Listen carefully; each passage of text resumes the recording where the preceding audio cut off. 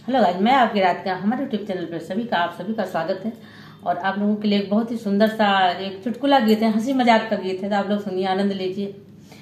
केले हैं बालम उधार हो, बालम चित से उतरी गए। केले हैं बालम उधार हो, बालम चित से उतरी गए।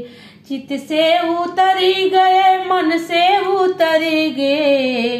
केले हैं बालम उधार हो, बालम चित से उतरी गए। हम तो कहे जा बलम खेत गोड़ियावा, हम तो कहे जा बलम खेत गोड़ियावा। गोड़ियाए अंगना वसार हो, बालम चित से उतरी गए। गोड़ियाए अंगना वसार हो, बालम चित से उतरी गए। केले हैं बालम उधार हो, बालम चित से उतरी गे। हम तो कहे जा बलम पढ़े लिखी आवा, हम तो कहे जा बलम पढ़े लिखी आवा। फरियाए कापी किताब हो, बालम चित से उतरी गे। फरियाए कापी किताब हो, बालम चित से उतरी गे।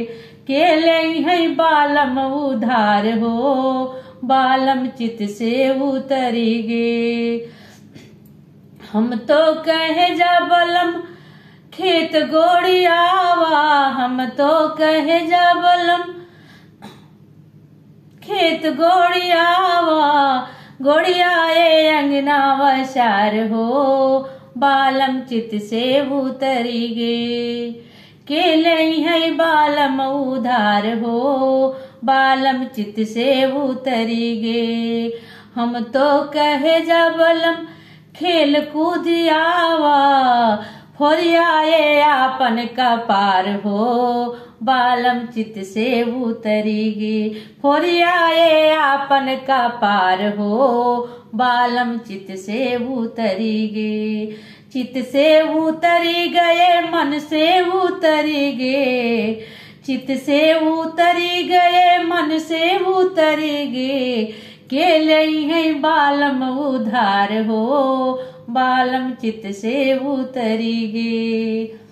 कैसा लगा?